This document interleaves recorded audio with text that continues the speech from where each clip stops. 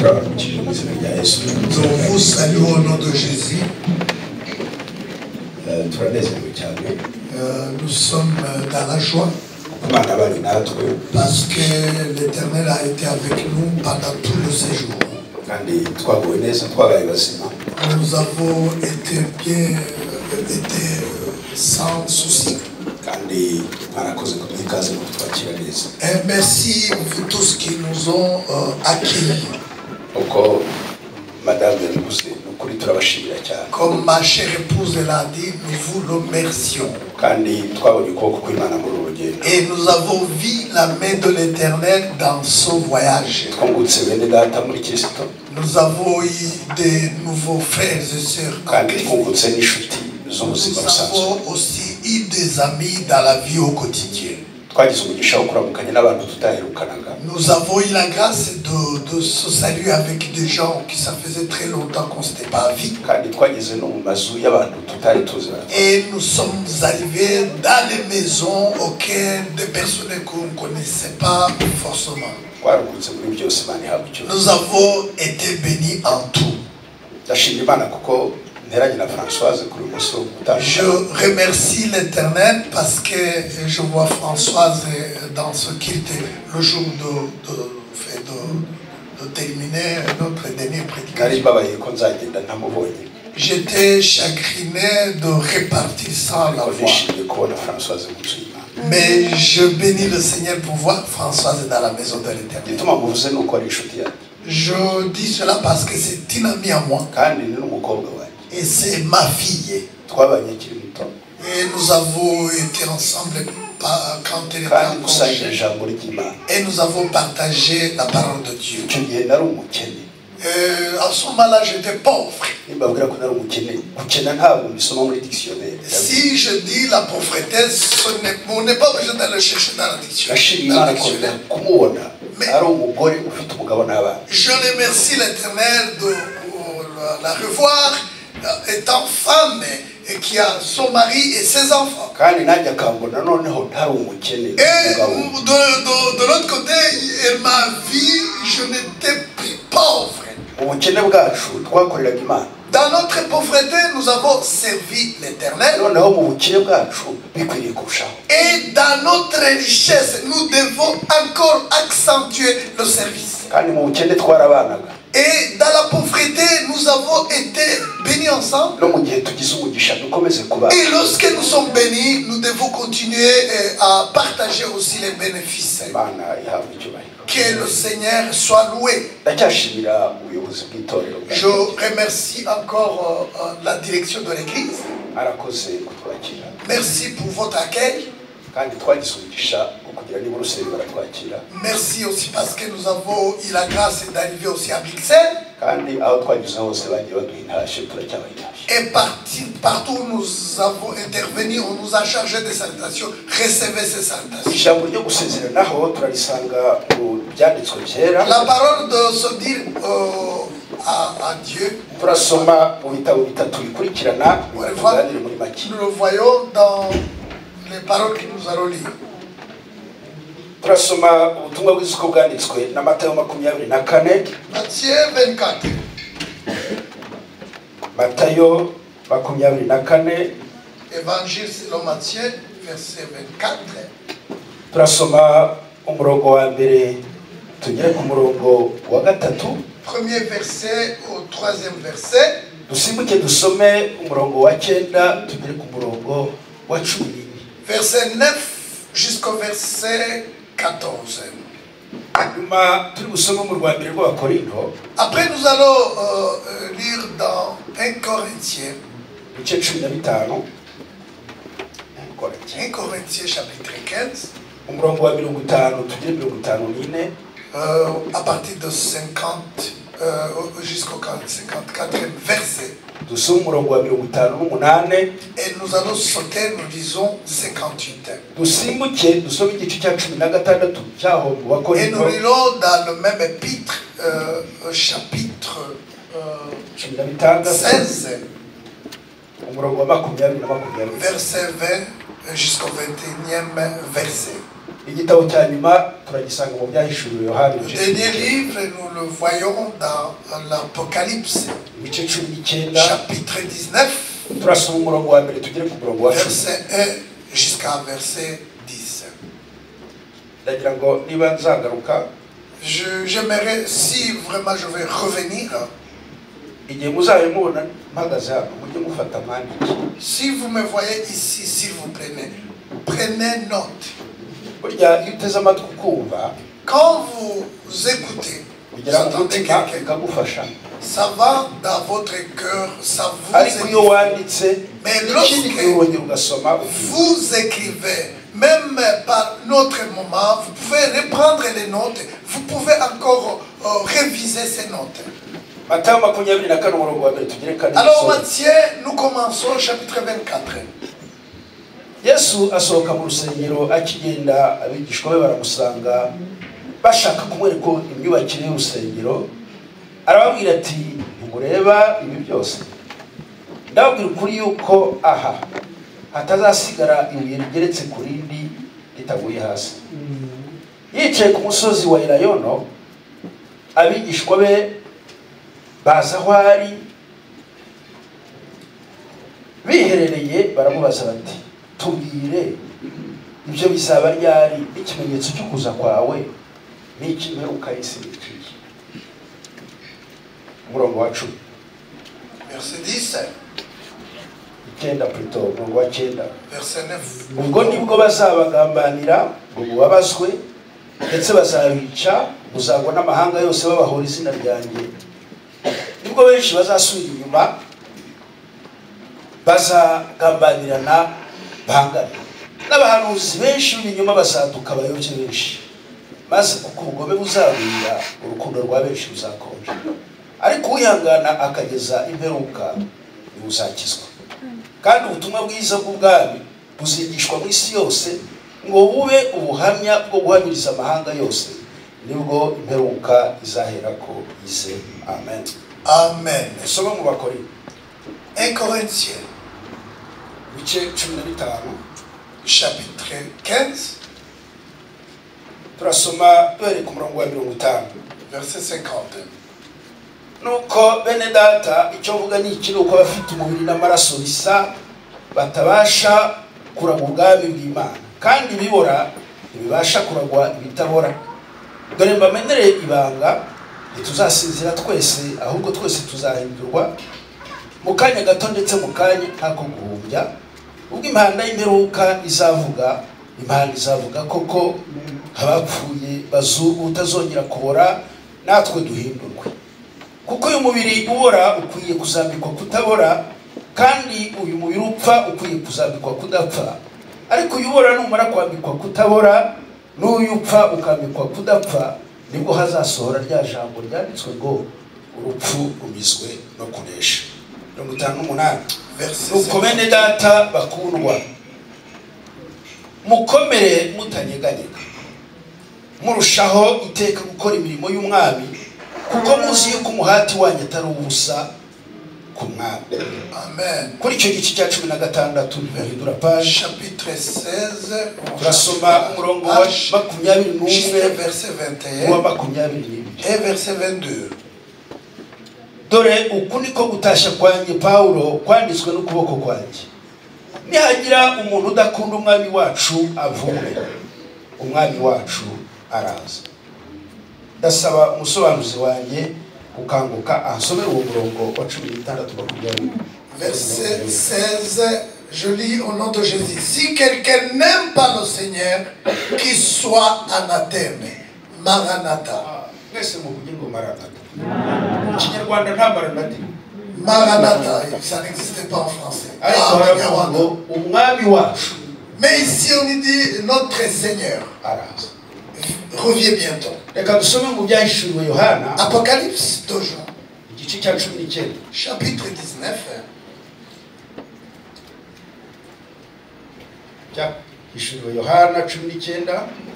Apocalypse chapitre 19.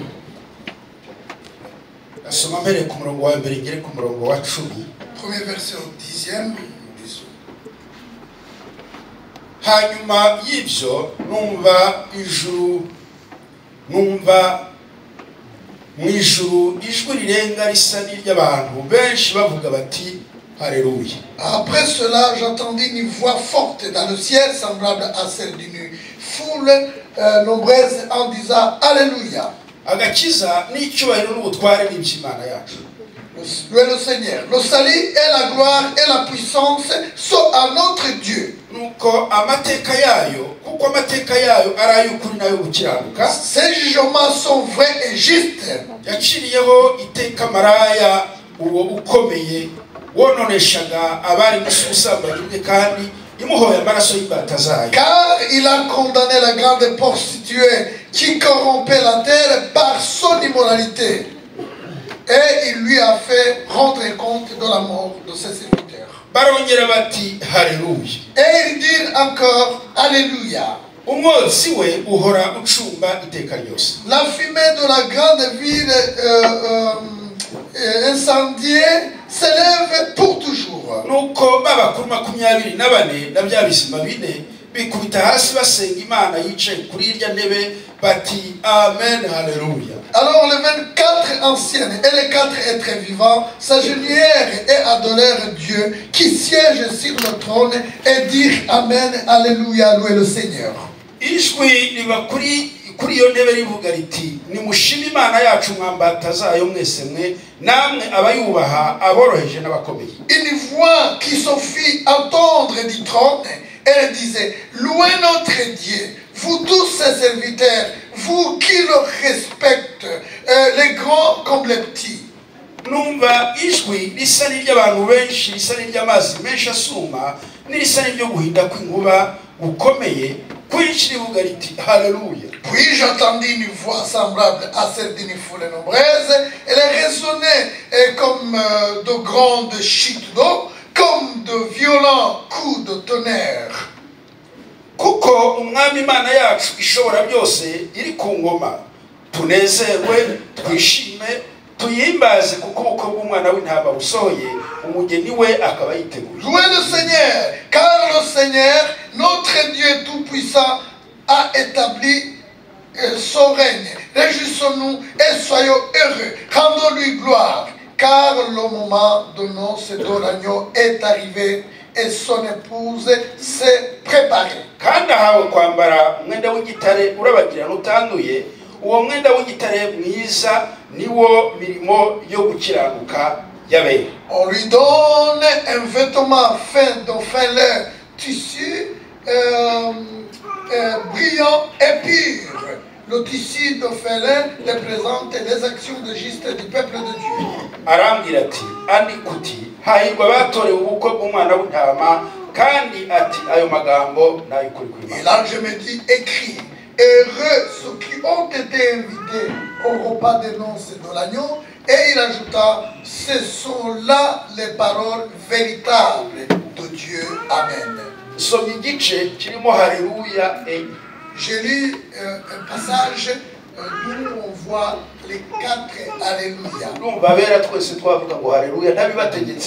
ne veux pas vous commander, mais ça serait mieux de dire Alléluia. Alléluia. Amen. Alléluia. So Alléluia. C'est le seul Alléluia qu'on voit dans la nouvelle alliance. Dans les autres Alléluia, on les retrouve dans l'ancienne alliance. Et à partir de ce livre de l'Apocalypse, nous voyons Alléluia qui a été cité pendant 4 fois. Alléluia, que veut dire?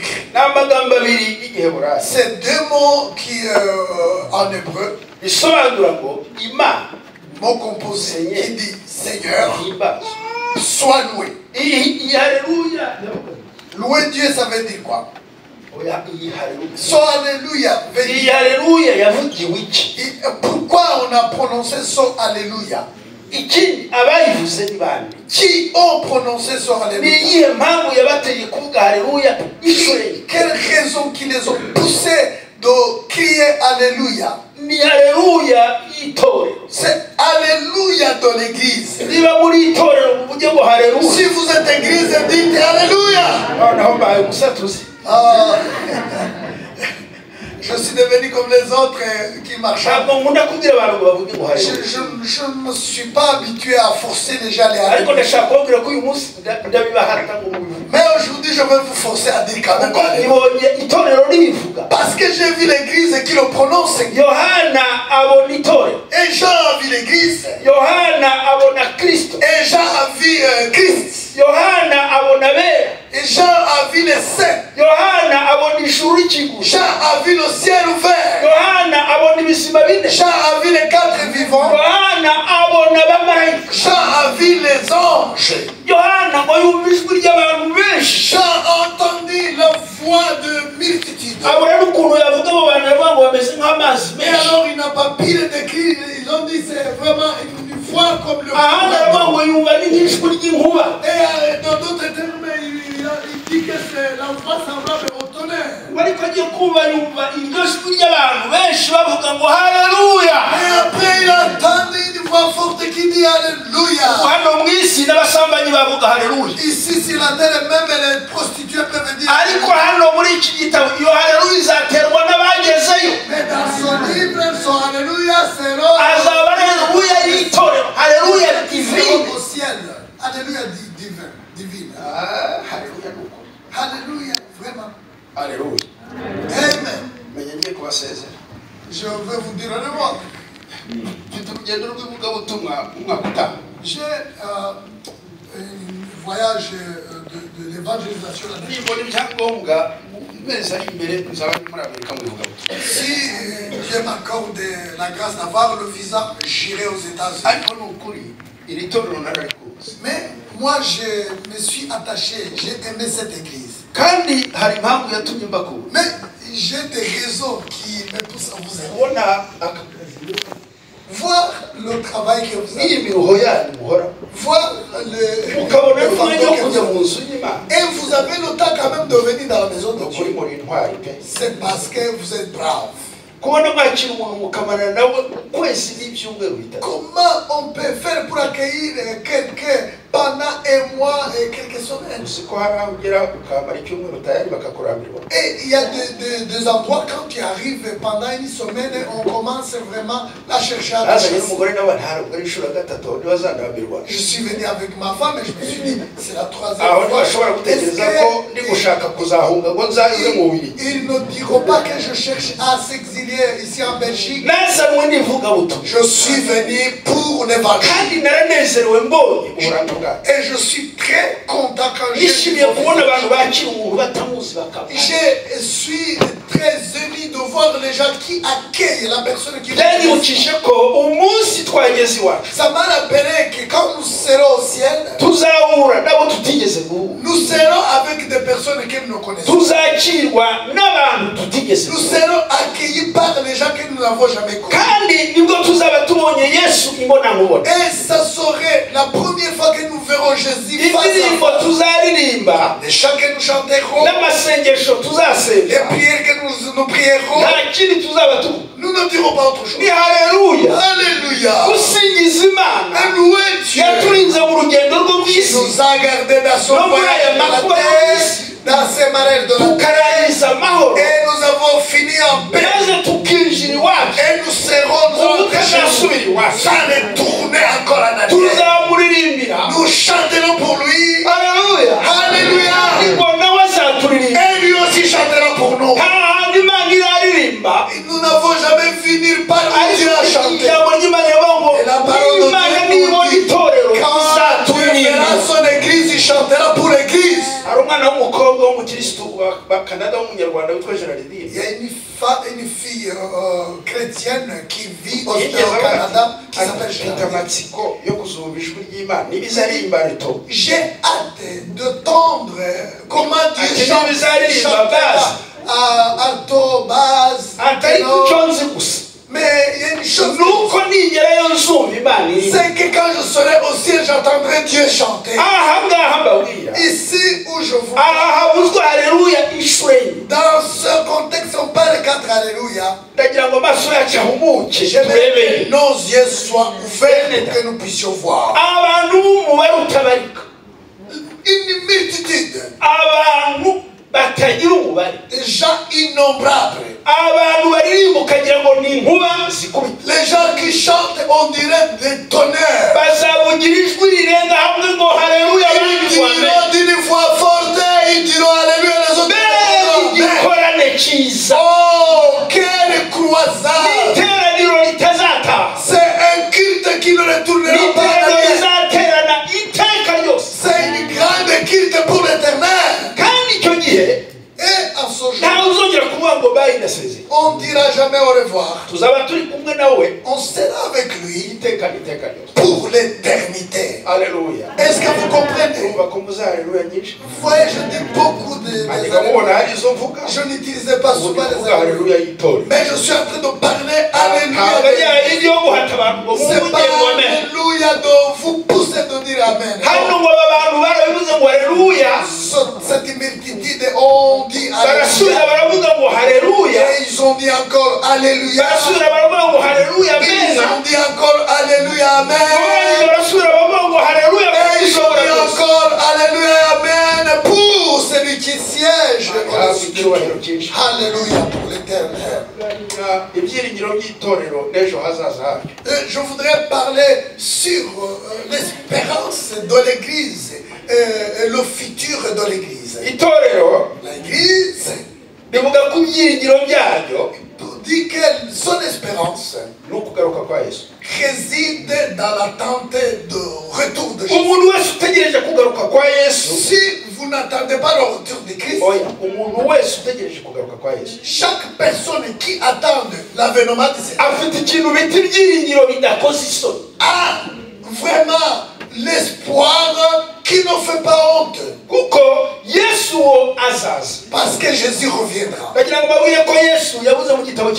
Jésus l'a dit dans l'acte des apôtres. Ça a été écrit, mais ça a été prononcé par des anges. Le retour de Jésus, c'est écrit dans la Bible plusieurs fois. À l'ancienne 1625 fois. Dans la nouvelle alliance 318 fois. Mais rien que Paul dans ses épîtres, il a écrit ça par l'avènement du Seigneur, le retour de Christ. Et vous voyez, le retour de Christ, c'est vraiment le cœur de l'évangile. C'est le réma. C'est le cœur, le sang. Quand vous attendez une nouvelle sans le retour,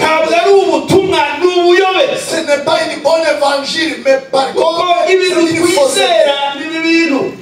Les choses que nous croyons, nous croyons à un Dieu, nous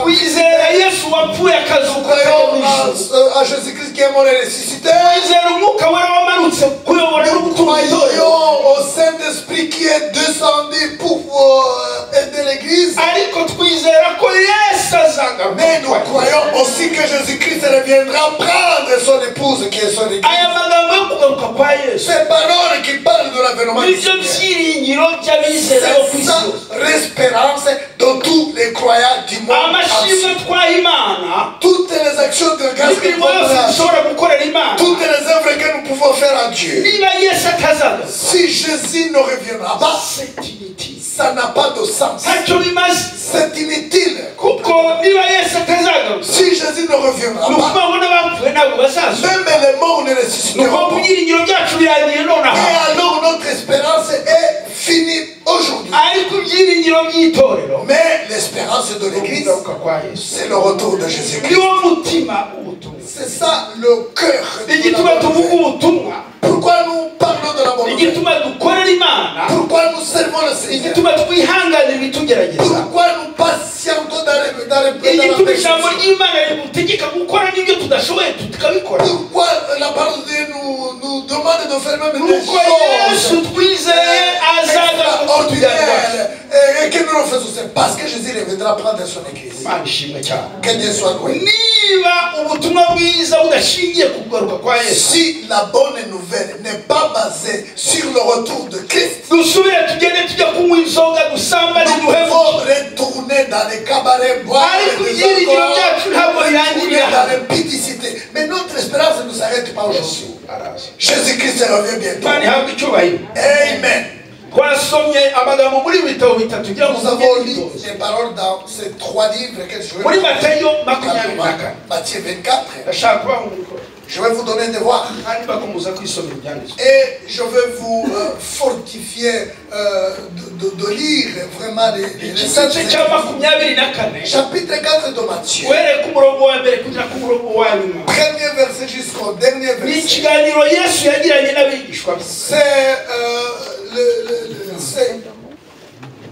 C'est un échange que Jésus a fait avec ses disciples. Il était sur le mont des Oliviers. Et sur le mont des Oliviers, c'est là que Jésus a une conversation. C'est là qu'il les a dit aussi au revoir. Sur cette montagne, il les a prédit ou prêché. Et les a témoigné les signes de son avènement et de la fin du monde. Et après avoir parlé, ils l'ont amené ils ont commencé à lui présenter le temple qui était construit. La beauté du temple. Et il les je vous dis en vérité, tout ce que vous voyez ici, même cette ville de Jérusalem, aucune pierre restera sur notre. Tout ça sera ruiné. Et aussi, avant l'achèvement de ces choses, moi aussi je serai prêt de mon retour pour prendre l'église. Alors on lui a posé des questions. Et on dit, peux-tu nous donner le signe de ton avènement, le signe de ton peux-tu nous dire le signe de ton avènement? Alors il les a donné les 2 signes distincts. La première, ils ont parlé des signes généraux qui seront vus vers la fin. Verset 4 au 8e verset, vous voyez tous ces signes généraux. Il y aura des guerres, il y aura de la famine, il y aura des tremblements de terre, il y aura des choses incroyables. Le royaume va attaquer notre royaume.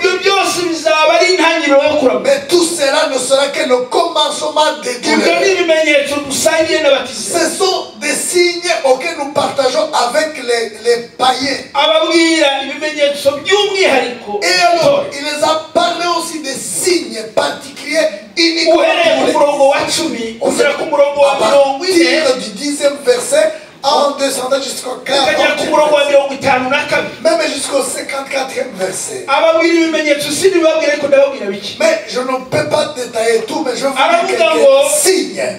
Il dit avant mon avènement.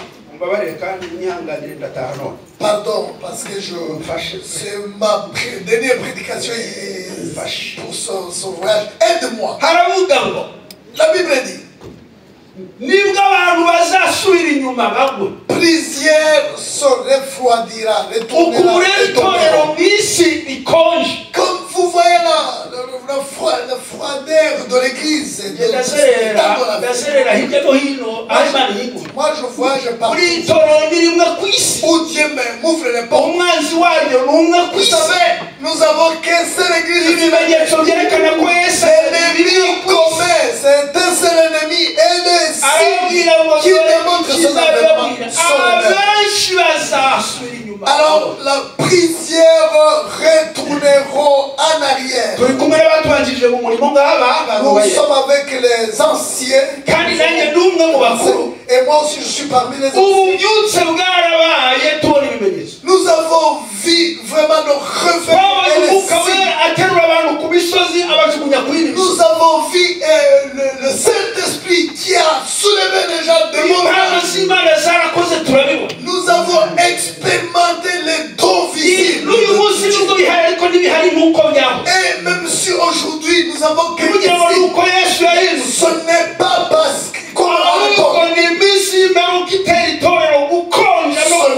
parce que Jésus a changé. C'est les derniers temps auxquels nous sommes en train de passer. Nous avons vu des milliers qui sont partis. L'amour de Jésus a rétrogradé. C'est l'un des signes qui montre l'avènement du Seigneur.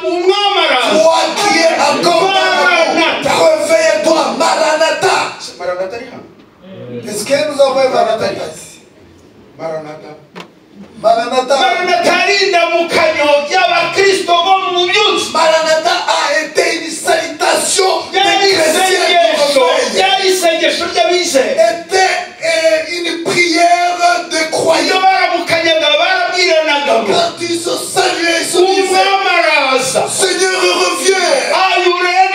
Tu es prêt? Et quand le Seigneur vient, est-ce que tu es prêt? Et alors il marchait dans le cœur en tout en sachant que Jésus revient. C'est pour ça que Paul a dit, si quelqu'un n'aime pas notre Seigneur, qu'il soit anathème, qu'il soit maudit. Qu'il soit. Vous voyez le salutation. Aimez notre Seigneur parce qu'il revient bientôt. Deuxième chose.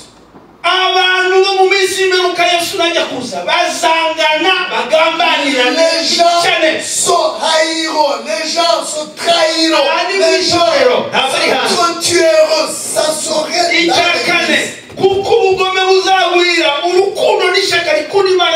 parce qu'il y aura une très grande méchanceté. Alors l'amour de certains serait froid. Il y aura des faux prophètes et des faux pasteurs.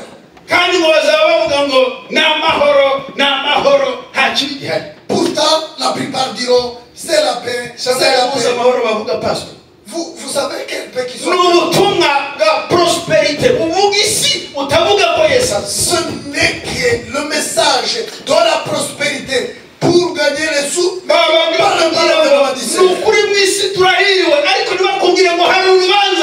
Il te dit, ah, si la terre, nous sommes bénis.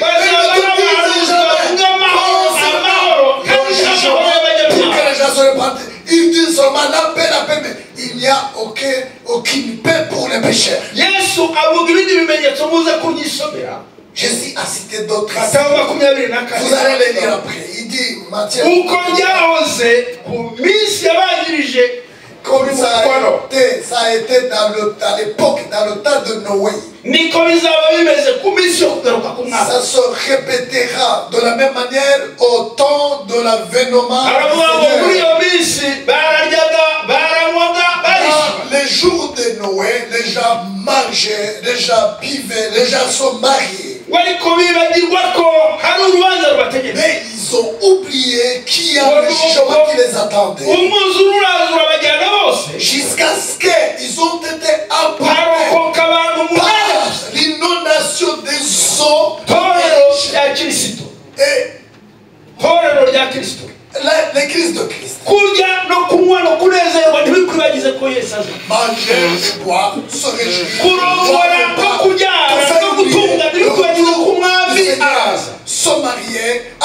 ses enfants avoir de la prospérité ne doivent pas les souffrances et la pauvreté ne peuvent pas non plus te faire oublier le retour du Seigneur. Et Jésus a terminé ce passage, verset 44. Écoutez, il dit ceci: c'est pourquoi vous aussi tenez-vous prêts, car le Fils de l'homme viendra.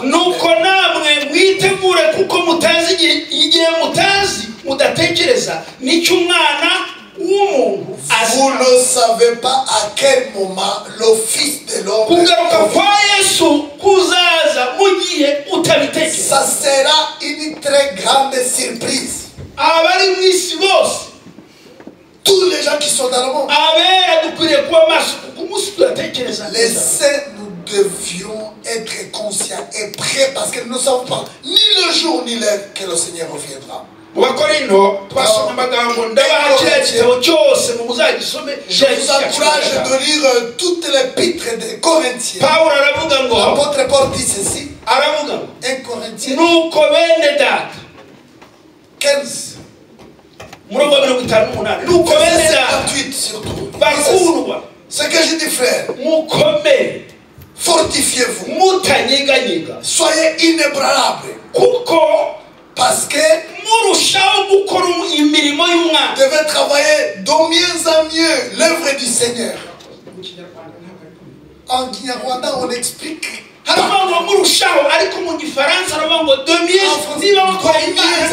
Si tu as servi le Seigneur, fais de mieux, fais de plus.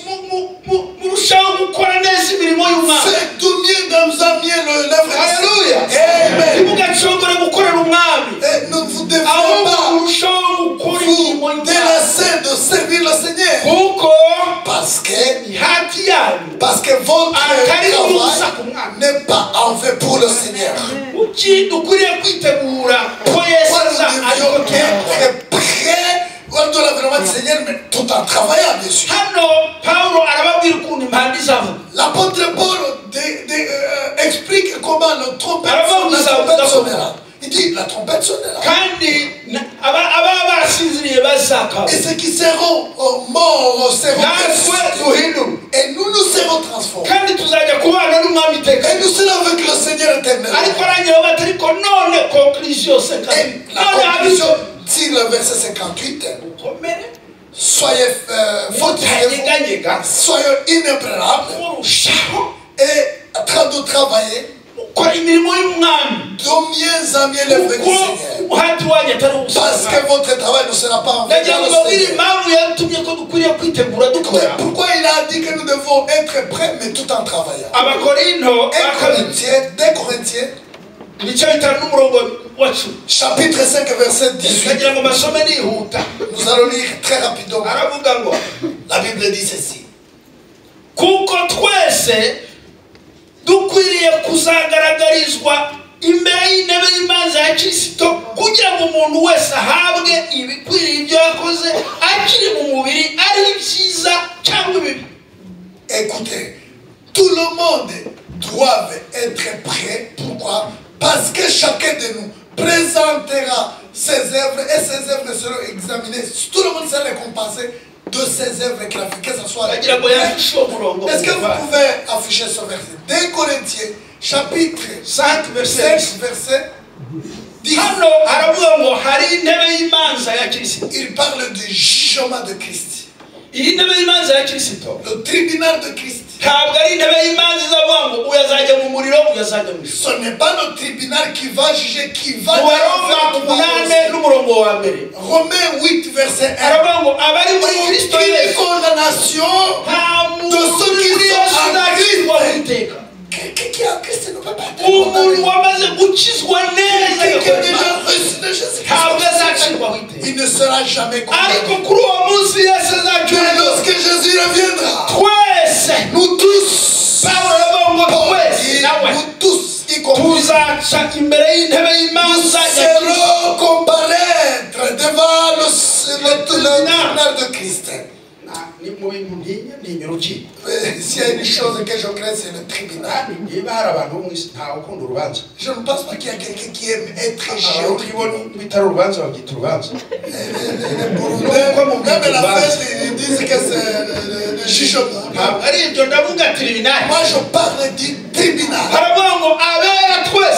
Tous les saints, l'église, et même Paul, et Pierre, et même toi, et Masumbuko, et même l'interprète, et Maranatha, et Mugarakara, et Françoise, et Isabelle, tous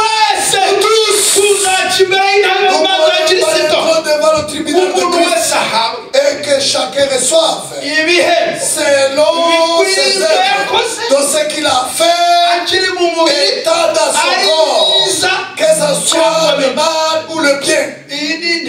Ça, c'est le tribunal. Je termine. Quand Jésus va prendre son église étant dans les cieux,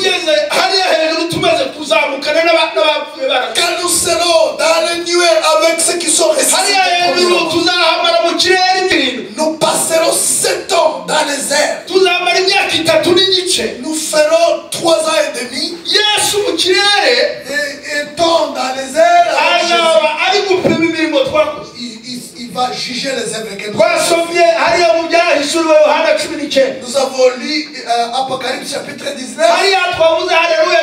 Là, nous avons parlé plusieurs. Alléluia. Réveillez-vous qui vont.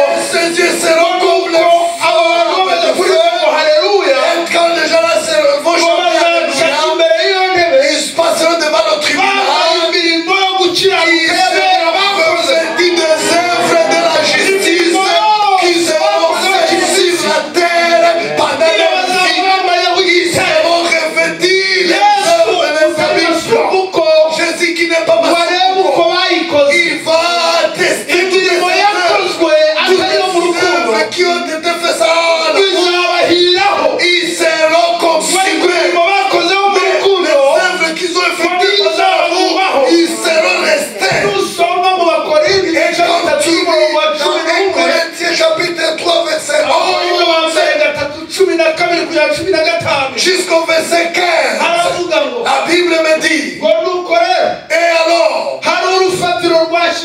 il y a le fondement qui a été érigé, c'est Jésus-Christ, et celui qui le reçoit, et qu'il fait attention à comment il construit, que s'il construit avec l'or ou l'argent, ou pierre précieuse, je termine, c'est lui qui va consommer ou des chambres, ou du bois, ou du fouet.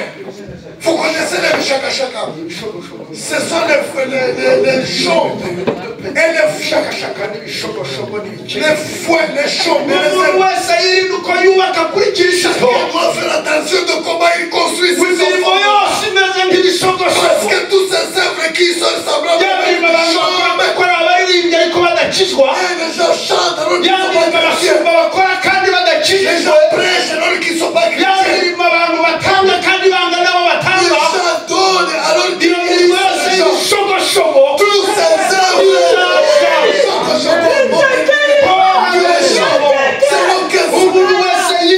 chacun doit faire attention de comment il bâtit. Parce que tous nos œuvres seront testées. Ils seront éprouvés par le feu. C'est pas le feu éternel.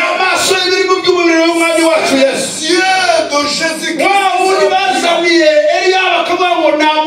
Comme on avait amené Eliab, il a dit, comme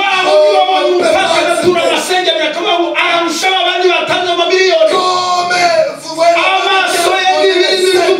oh, ses yeux,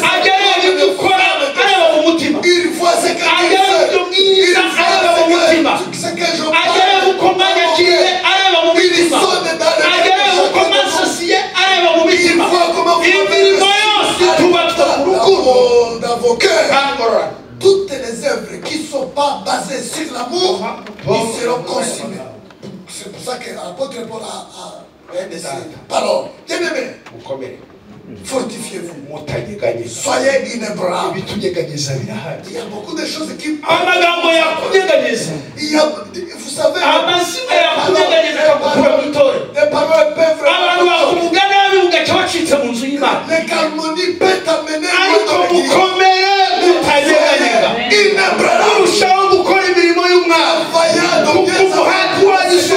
parce que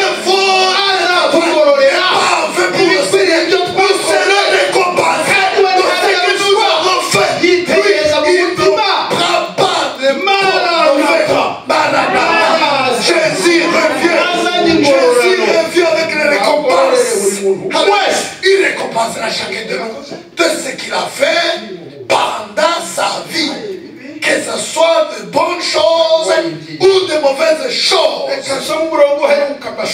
Je lis le dernier verset.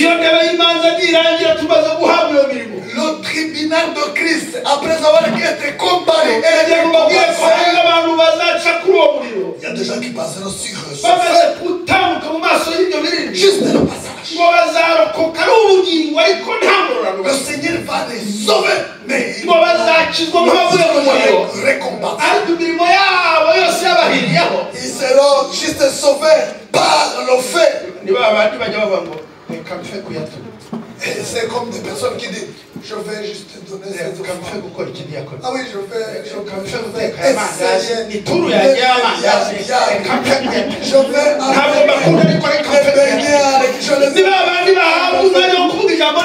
c'est des personnes qui ils l'ont fait, mais ils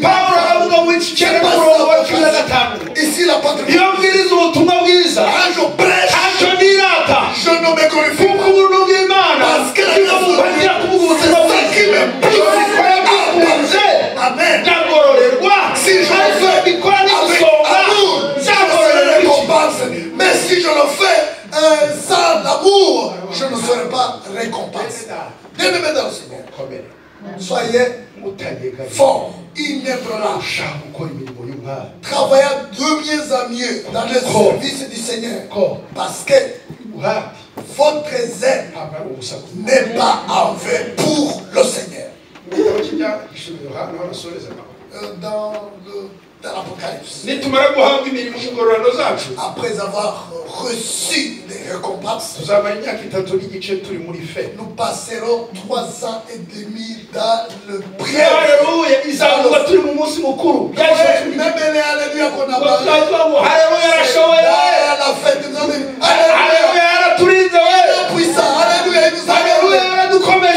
Alléluia, il nous a fortifiés. Alléluia, il nous a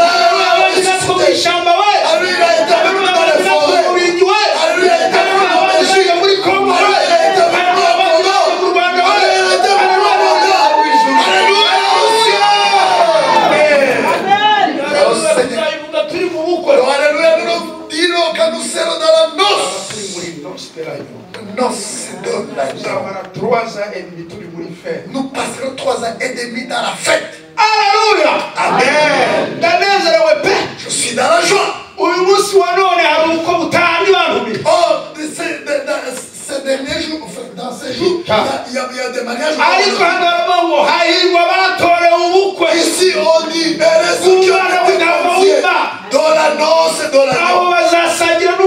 Parce qu'ils mangeront avec le Seigneur sur le nouveau vin dans le ciel. Tous nous passerons ces jours. Nous serons récompensés. Mangerons, nous boirons, nous vivrons. Si la terre peut travailler et les gens peuvent te ruiner, les gens peut-être ils vont même pas faire attention pour te donner la promotion. Mais au ciel nous avons des promotions sans même j'ai lu un passage dans les avant de nous donner bien-aimé pasteur il nous récompense. Il récompensera les wari ko yabonye ha buri muntu wese et il a donné à ibuye ryera la pierre ngo ryanditseho izina auquel cette église izina ritazwi le n'undi nom qui muntu n'est pas connu ngo rizaba rizwi na yesu c'est le nom qui est connu par Jésus et celui qui amen bazava izina ryanditseho izina ryanjye il m'a donné une pierre non il y a mon nom là-dessus umugabekazi atazi ma femme est donc aza umugabekazi ibuye iriho izina rye la pierre il y a le nom aza yiroka ibuye ryanditseho izina rye la pierre un secret kandi umuntu wese azishimira iryo zina et chacun azajya abwira yesu la joie akurika ava ku mutwe et il va le aririmbe ngo yesu ni iki cyatumye unkunda Jésus pourquoi tu m'as aimé yesu ni iki cyatumye untoranya pourquoi tu m'as choisi yesu kuki wanyiriye neza pourquoi tu m'as fait de la grâce mbega ibirori quelle fête imana ishimwe ko izaduhemba Dieu soit loué parce qu'il nous kandi récompense izaduhemba ntabwo uhagaze hejuru et il nous récompensera kandi izaduhemba nta makuba ari inyuma de personnes kandi izaduhemba ntawe uzatwambura sans les malheurs kandi izaduha izina ntawe uzarisiba personne qui va nous kandi izaduha ibwami ntawe et il uzabusohokamo en a pris de izaba ari ingoma namara kuduhemba cela une grâce tuzamanukana na yesu mu kirere nous serons avec Jésus dans les tuza kwimana nawe inyuma y'indege hano ariko abanyabyaha mais les pécheurs abasambanyi les abajura abatizera les impudis abarozi et ngo nta mugabane bazagira muri ubwo bwami ils n'ont pas l'héritage au ciel.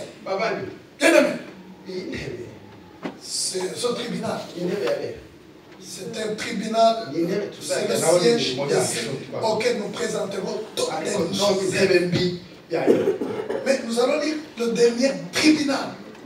iyo ntebe turayisanga mu gitabo cy'ibyahishuriwe yohana Apocalypse, igice cya 20 chapitre 20. Alléluia. mu gice 20 n'umurongo wa 11 Verset 11, on parle du jugement de iyo ni dernier. intebe ya nyuma y'urubanza Le jugement dernier. mbona intebe y'ubwami nini yera Puis je vis un grand trône mbona ébranlé, niyicayeho et celui qui y siège. isi n'ijuru bihunga mu maso hayo La télé est ahabyo yaba hakiboneka et on ne le revit plus. mbona abapfuye abakomeye Ensuite, n'aboroheje je vis les morts, les grands lectures, bahagaze imbere y'iyo devant ntebe le trône. nuko ibitabo Le birabungurwa livre fut ouvert, kandi n'ikindi et gitabo l'autre nacyo livre encore fut kirabungurwa ouvert. ariko icyo gitabo Le cyari igitabo livre cy'ubugingo de vie.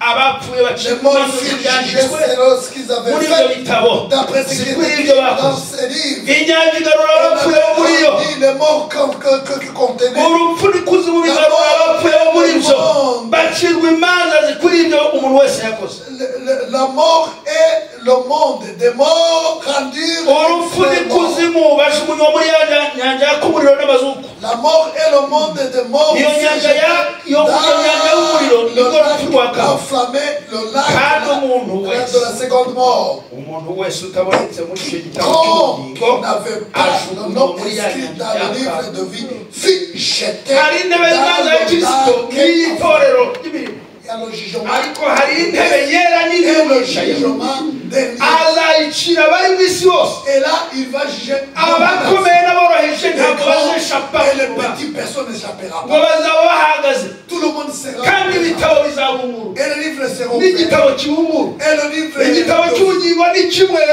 le livre de ariko ibitabo by'imirimo y'abanyabyaha ni byinshi mais les livres des œuvres sont uzaboneka ko précieux. atanditswe muri icyo gitabo Celui qui n'est pas azamanukana na satani muri ya le livre nyanja de vie, y'umuriro n'amazuku il descendra dans le temps de feu avec Satan, ce qui est la bene data seconde mort. bakiriye yesu Bien-aimé dans le Seigneur, yesu araza Jésus revient bientôt. maranata Maranatha, muramukanye mutyo Maranatha, mukumbuzanye dis mutyo Maranatha. n'amaraza Et le Seigneur, azanye ingororano le Seigneur vient avec les récompenses.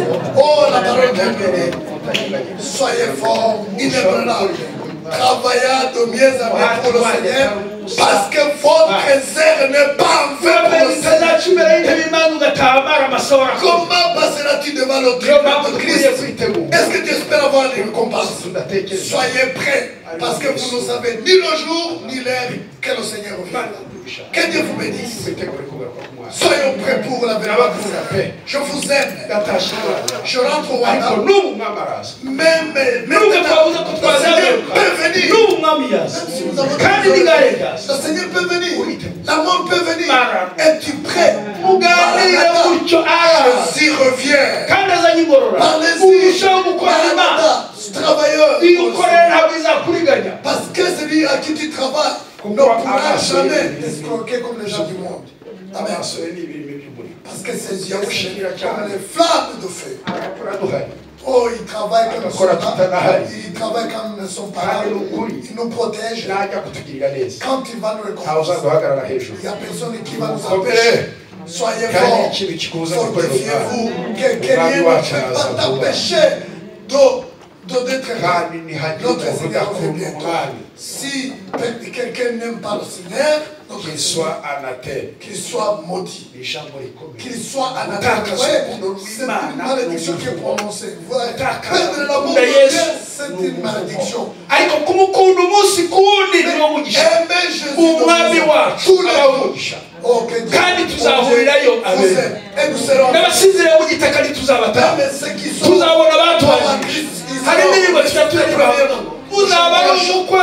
nous disons que ce sera la noce plus excellente. Et parce qu'ils seront là, il y aura des anges. Tout le monde aura la curiosité de voir l'église de Jésus. De voir l'église. Vous allez chanter juste un petit morceau. Vous allez chanter. Jésus, mon Seigneur, je vais travailler sans relâche.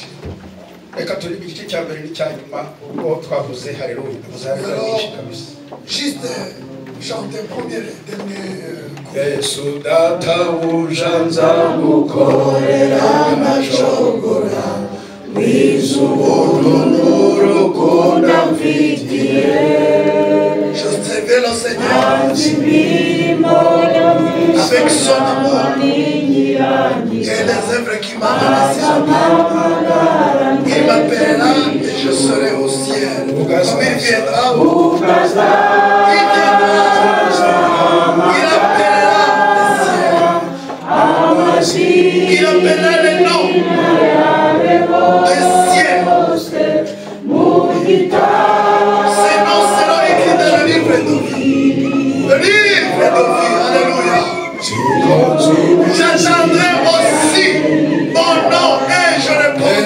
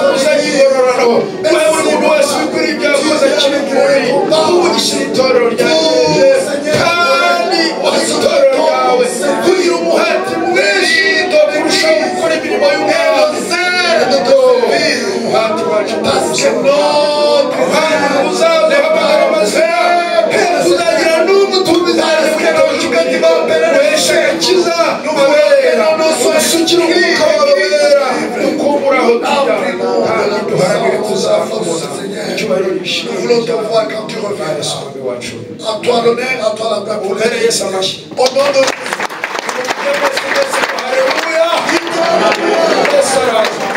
Maranatha. Amen.